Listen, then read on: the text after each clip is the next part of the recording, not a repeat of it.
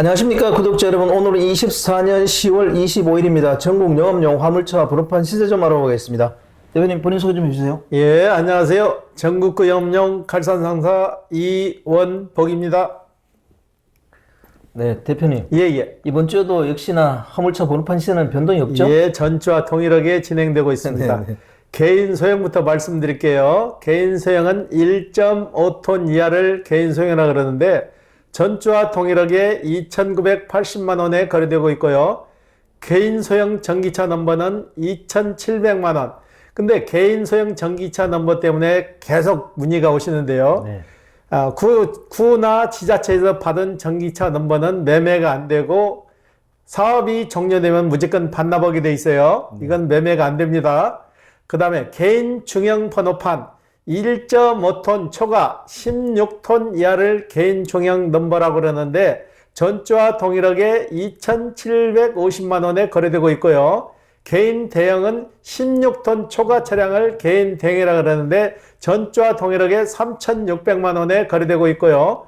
출애라는 6,500만 원, 5톤 덤프는 3,300만 원에 거래되고 있습니다. 네. 화물시장 경기가 안 좋다는데 번호판 넘버는 변동이 없는 거 보면 정말 신기합니다. 신기한 게 아니고 그만큼 경기가 안 좋으니까 현상 유지하는 거죠. 네. 예. 그럼 다음 주 전망도 똑같이 보시는 건가요? 예, 다음 주에도 역시 변함없이 소형이나 중대형 다 똑같이 진행될 것 같아요. 예. 이번 주 화물차 거래건 중에서 기억에 남는 건 있으면 얘기 좀 해주세요. 예, 오늘 공교롭게 이런 경우 굉장히 드문 경우인데요. 오포에 사신 어르신, 76살 드신 어르신이 오늘 오셨는데 공교롭게 7년 전에 저희한테 다마스 차량과 남발을 사가신 또 어르신이 오셨어요. 네네. 그 어르신 나이가 85세.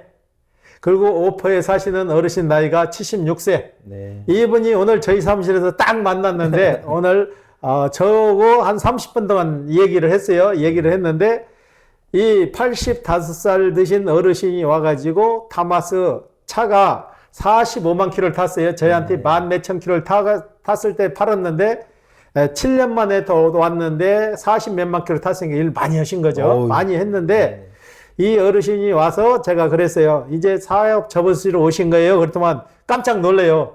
왜 내가 사업을 접냐 이거죠. 네. 나는 지금 이 차가 너무나 고장이 많이 나서 차를 보링을 하려고 그러니까 180만 원인가 달라고 그래서 차라리 이 차를 수출 보내고 다른 차로 바꾸러 왔다고 그래서 그만 내가 접으세요. 너무나 힘들지 않으세요? 그러니까 이 어르신이 화를 내시는 거예요. 내가 지금 90까지도 헛되이 할 것 같은데 이사장 알지도 못하고 왜 자꾸 팔으라고 접으라고 그러냐 이거요. 그런데 이분 얘기가 더 어려운 게 그만 접으라고 하니까 노예 오시면서 승질을 내시는 거예요. 내가 더 할 수 있는 능력이 있어서 차 바꾸러 왔는데 차를 자기에 맞는 차를 권해서 팔아주면 차를 바꿔주면 되는데 왜 팔아라 말을 하냐 이거죠. 네. 어르신이 이제 승질이 난 거야. 네. 자기는 더 일하고 그래서 저한테 차를 그동안 몇 번 바꾸셨는데 네. 나를 잘 알기 때문에 일부러 이사장을 찾아왔는데 일 그만하라 그랬다고. 이분은 가정도 굉장히 부유하세요. 네. 돈이 많아서 부유한 게 아니고 자녀분들이 잘 됐어요. 아들 하나, 딸 하나인데 아들도 공무원이에요. 아들은 소방공무원이고 따님은 구청 공무원이세요. 네. 그리고 사이들, 딸 사이분도 공무원이고 아들 며느님도 공무원이에요. 네 분이 다 공무원이지. 네. 그러니까 굳고 말리니까 자녀들 몰래 이제 차를 바꾸러 오신 거야. 그래서 내가 그러면 그 아들분 전화번호를 알거든요. 아드님한테 전화해서 허락을 받을까요? 그랬더니 깜짝 놀래고 절대 그래서는 안 된다. 손을 흔드는 거예요. 그래서 이제 바꾸는데 오포 사시는 76세 된 어르신이 와갖고 둘이 이제 얘기를 하다가 죽이 맞은 거야. 네. 어르신은 오포에 사시는 어르신은 1톤 갖고 오는데 그분은 아주 머리가 기가 막힌 분이에요. 숫자 계획 관련이 많아가지고 그분은 오늘 또 오셨을 때 새벽 3시에 나왔대요. 그래서 내가 그분한테 그렇게 이러면 몸에 해가 가서 오래 못 사세요. 그랬더니 나는 건강하고 지금 이렇게 팔팔해가지고 일 열심히 해서 오늘 또 28만 원 벌었다고 저한테 자랑을 하는데 그 담아서 하시는 85세 된 어르신은 뭐라 하는 줄 알아요? 나는 15만 원밖에 못 벌었는데 자네는 어떻게 그래도 돈을 많이 벌었는가? 그러면 둘이 이제 서로 돈 버는 방법을 서로 공유를 하는 거예요. 나는 몇 시에 나와서 어떻게 일을 하며 어느 지방으로 일을 가고 어느 지역으로 가면 콜이 몇 개 있는지 그것까지 다 보고 간다고 오포 사시는 어르신 얘기하니까 85살 먹은 어르신이 그런 거예요. 아, 나보다 한 수 위네. 그러면서 화물차 한지는 이제 그분은 6개월, 7개월째 접어들었는데 85세 되신 어르신은 벌써 7년, 이제 8년차 접어들잖아요. 근데 이런 내가 자네보다 더 빨리 시작했는데 자네가 어떻게 나보다 몇 곱절을 돈을 더 버는가 하면서 둘이 이제 정보를 주고받고 한참 얘기를 하시더라고. 그러더만 서로가 서로에 대해서 감탄을 하는 거야. 오포 사는 어르신은 아, 나도 저분만큼은 일할 수 있을 것 같다. 그 나이까지는. 그리고 또 85살 먹은 어르신은 아, 나도 자네한테 이러는 방법을 배웠으니까 나도 돈 더 벌 수 있겠다. 네. 그리고 90살까지 이러겠다. 그리고 두 분 오늘 마무리해서 가시는데 내가 중간에 마음이 붕 쪄가지고 저도 깜짝 놀랐어요. 야, 세상에 이러신 분들도 있구나 하는 걸 느꼈어요. 근데 젊은 분들이 일을 못 오고 와가지고 며칠 하다 접고 그걸 해서 5개월 동안 차 세워놨다가 6개월 동안 차 세워놨다가 다시 팔러 오고 그런 거 보면은 참 격세지감을 느껴요. 이렇게 이러시는 분도 있는데 이 정도 일을 못 해가지고 6개월 만에 다시 팔러 왔다는 거는 비교가 되는데 내 감탄사가 절로 나와요. 네. 예. 85세인데도 그렇게 정정하게 일하는 거 보니까 보기 좋네요. 저한테 오늘 차량 대금을 와서 송금을 하시는데 네.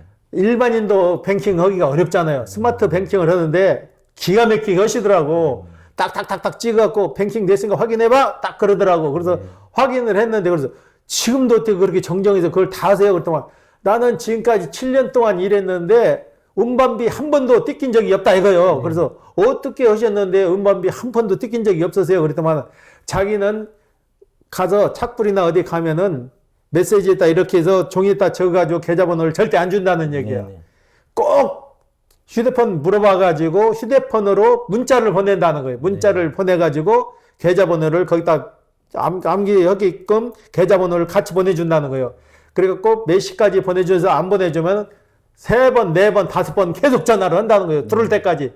그러면 100%다 넣어준다는 얘기예요. 이분은 참 대단하시더라고. 예. 참 대단합니다. 그죠? 예. 대표님, 화물차 출고할 때 보강 작업에 대해서 묻는 분들이 많아요. 실제로 화물차 출고할 때 보강 작업을 많이 하시나요? 보강 작업은 거의 할 필요가 없어요.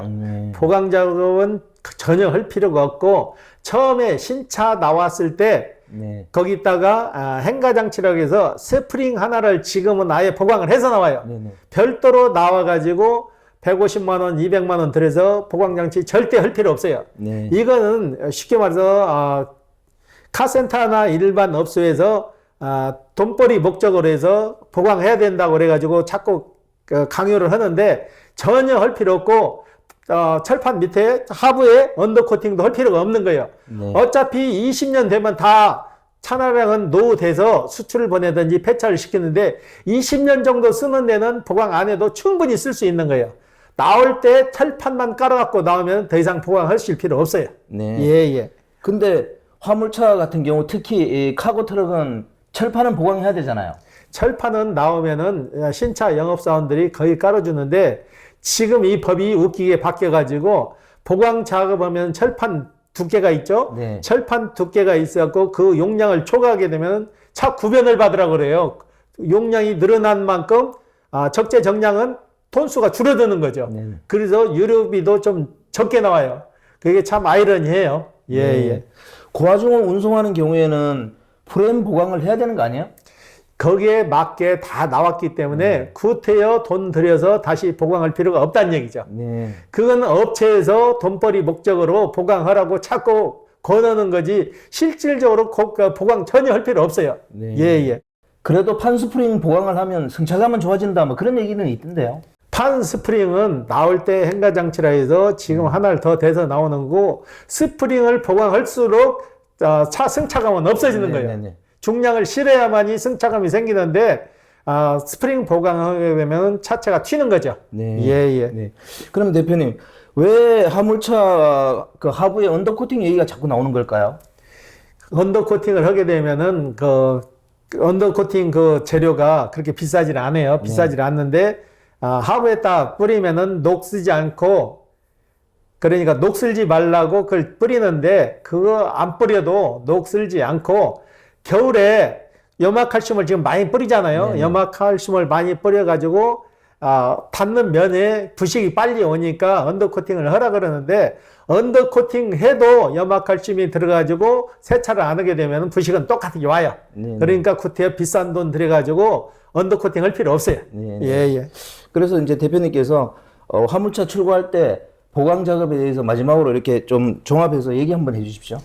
나와서 할 수 있는 것은 보강해서 해야 괜찮다고 하는 것은 철판 까시고 네. 올라가기 편하게 사다리 형식으로 듣고 올라가게 발판 2개 다시고 공구함 정도 달면 딱 맞는 거예요. 더 이상 보강하실 필요 없어요. 네. 예.